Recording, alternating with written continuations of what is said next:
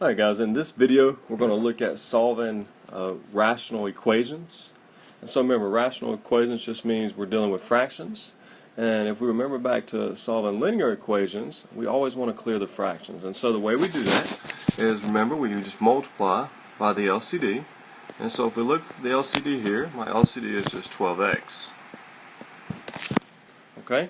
And so now what we're going to do with that 12x is we're going to multiply each term by 12x by your LCD. And again, what should happen is once we finish this, we should no longer have fractions. So here 12x and 12x cancel, leaves me with 29 equals x and x cancel, 3 becomes 1, 12 becomes 4. 4 times 11 is 44. And then minus, the 12's cancel, 5 times x is 5x. Alright, now we're going to subtract the 44 from each side. Minus 44. Alright, we're left with negative 15 equals negative 5x. Divide both sides by negative 5. And we get that x equals positive 3. Now remember, you could always plug that back in to check your answer. One thing you do have to be careful with is with rational equations is you do have, if you have an x on the bottom, if your variable's on the bottom of a fraction, remember we cannot have a 0. So you always have to go back and check just to make sure it doesn't give you a 0 on the bottom. If it does, that's undefined and therefore that's not a solution. So if we plug this 3 back in on the denominators, we have 12 times 3 is 36, so that's good, and then 3 times 3 is 9, so that's good. So this one does check out. Alright, solving another rational equation, we have 1 over y minus 5 plus 1 over 15 equals negative 3 over 5y minus 25. Now remember, first thing is we want to multiply by the LCD, but before you can multiply by the LCD, you got to make sure all your denominators are factored.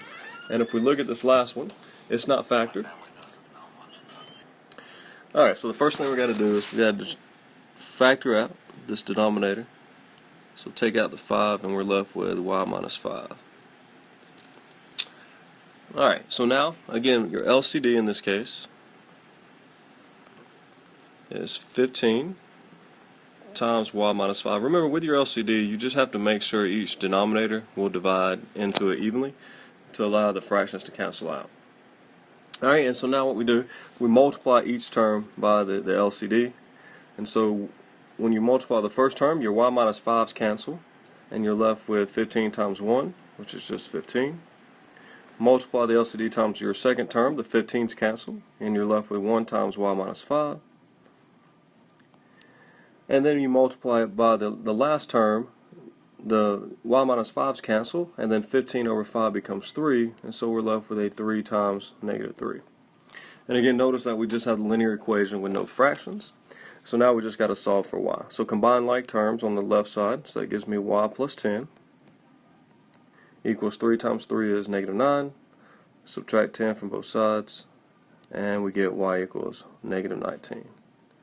And again, if you plug those into your y and your denominator, you see it does work, and it doesn't give you 0, and so that is your solution. Alright, so let's just look at another one.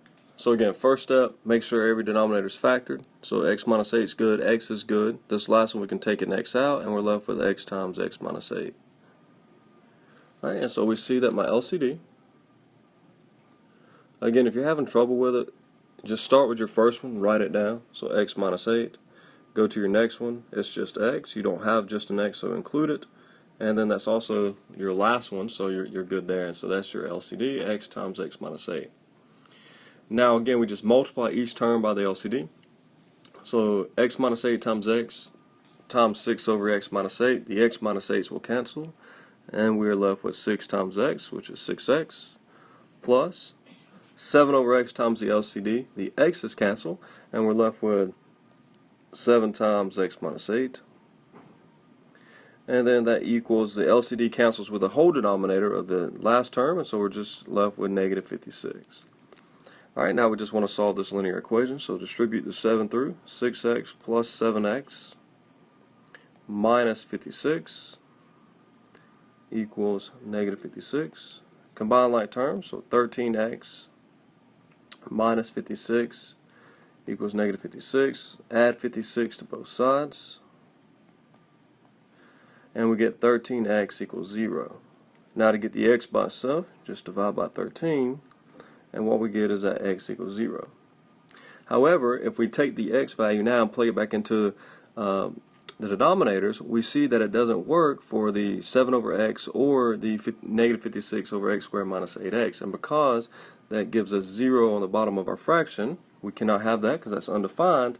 So therefore, x equals 0 is not a solution, and we have no solution. So you always got to make sure once you get your x value, you always got to plug it back in, check it just to make sure it works. If not, no solution. Alright, so let's look at one more. So again, make sure all your denominators are factored. So x plus 1 is good, x plus 8 is good. This last trinomial factors into x plus 1 and times x plus 8.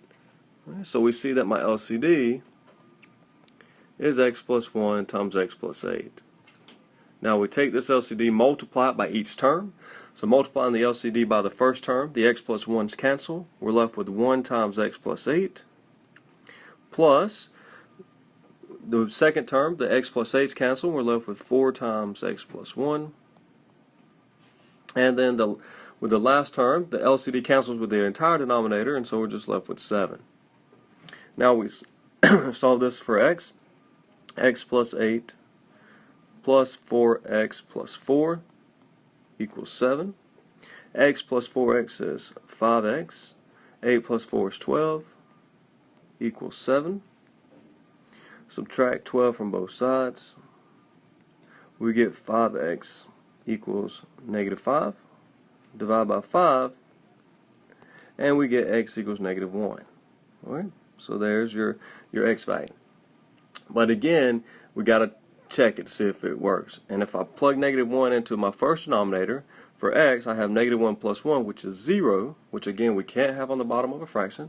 So therefore x is not negative 1, and we actually have no solution for this problem. Now if you solve for x and you get an x value and you plug it in, if it works, then that's your answer. But if it doesn't, then that tells you there's not an x that would satisfy this rational equation.